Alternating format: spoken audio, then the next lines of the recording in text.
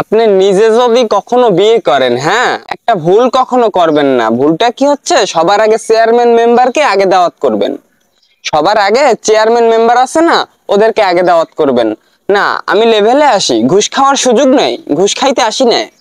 কথা হচ্ছে শরীয়তপুরে কিছু কিছু অলৌকিক ঘটনা ঘটে, তার মধ্যে কিছুদিন আগেও একটা ঘটছে। ঘটনা হচ্ছে কি, শরীয়তপুরের একটা কনের বাড়িতে একটা বিয়ে চলতেছে, কোনে একটা কন্যার বিয়ে, সেখানে মেম্বারকে দাওয়াত করা হয় নাই। কারণ এটা ছোট পরিসরে আয়োজন করা হয়েছে, তো সেই জন্য মেম্বারকে দাওয়াত করা হয় নাই।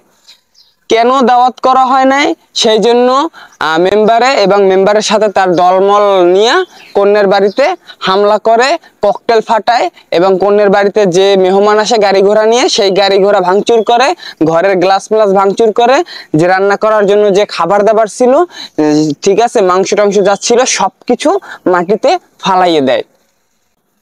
দেশটা কতটা মগের মুল্লুক একটু বোঝেন। দেশটা আমি বলি, দেশটা কতটা মগের মুল্লুক হয়ে গেছে এখনো, যে মেম্বার চেয়ারম্যানকে সামান্য দাওয়াত করে না, এই জন্য তারা এই কাজ করছে। মেম্বার প্রথমে স্বীকার করে না, সে বলছে যে আমাকে দাওয়াত করে না দেখে এলাকার জনগণে ক্ষুব্ধ হয়ে এইসব কাজ করছে। এলাকার জনগণের কি ঠাক পড়ছে আপনার হয়ে যায় তাদের বিয়ে বাড়িতে ভাঙচুর করবে? হ্যাঁ, তারপর মেম্বারে বলছে যে আমি বলছিলাম তাদেরকে যে আমাকে দাওয়াত করো, আমার সাথে কিছু গণ্যমান্য ব্যক্তি আছে, তাদেরকেও দাওয়াত করো, নয়তো আমার প্রেস্টিজ থাকে না। মেম্বারে এই কথা বলছে, তার নাকি প্রেস্টিজ থাকে না দাওয়াত না দিলে। কেন রে ভাই, তোরা এখানে মেম্বার হইছো, তোরা চেয়ারম্যান হইছো, ভাই তোরা এখানে আইসো কি ফেনে? তোরা আইসো গরিব দুঃখীর সেবা করতে, তোরা নেতা হইতে আইসো কা? তোরা আইসো গরিব দুঃখীর সেবা করতে, তোরা গরিব দুঃখীরটা খাইতে আইসো।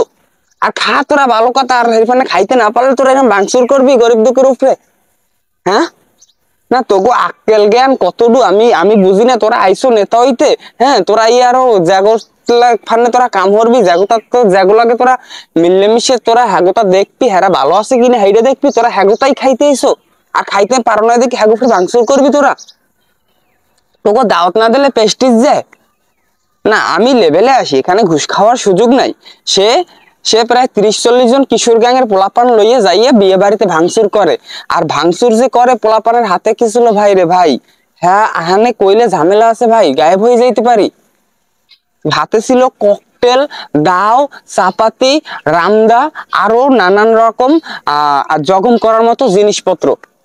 ঠিক আছে, এই শরীয়তপুরের পোলাপানের হাতে আমি ম্যাক্সিমাম নিউজই দেখছি, শুনছি, শরীয়তপুরের পোলাপানের হাতে এইসব রামদা, চাপাটি, ককটেল সবসময় থাকে। না প্রশাসন দেখে না কিছু, প্রশাসন অন্ধ, তারা কিছু দেখে না। ঠিক আছে, তো কথা হচ্ছে এই 2024 সালে আইসাও যদি আগের যুগের মতো অবস্থা দেশটায় রয়ে যায়, তাহলে আসলে কিছু বলার থাকে না। না কিছু বলার থাকে, আমাকে বলেন যে একটা বিয়ে বাড়িতে দাওয়াত দেয় না, তার সাথে প্রেস্টিজের কি সম্পর্ক? না এখানে প্রেস্টিজের কি সম্পর্কটা আছে আমাকে একটু বলেন। সে তার কন্যার বিয়ে দিতে আছে, সে মেম্বারের দাওয়াত দেয় না, এখানে প্রেস্টিজের কি আছে ভাই? মেম্বার যাইবে না, এই জন্য নাকি তার প্রেস্টিজে বাজে? আর এখন সে ভাঙচুর কইরা একদম পুরা হিরো হয়ে গেল, এখন তার প্রেস্টিজে বাজে না? না কতটা বলদ, ছাগলের 3 নাম্বার বাচ্চার, ঠিক আছে, মাথায় মাল না থাকলে যে কতটা বলদ হইতে পারে, এই মেম্বারকে দেখলে বোঝা যায়। ঠিক আছে, আপনাদের আমি এখনো বলি, সাবধান করার জন্য বলতেছি, যদি মেয়ে বা ছেলে বিয়ে দেন অথবা নিজে যদি বিয়ে করেন কোনো সময়, ঠিক আছে, মেম্বার চেয়ারম্যান আগে বা দাওয়াত দিবেন, নয়তো কিন্তু এরকমের বিয়ে তাণ্ডব হইতে পারে। আমি চিন্তা করছি কি জানেন, আমি চিন্তা করছি আমি ভবিষ্যতে চেয়ারম্যান অথবা মেম্বার হব।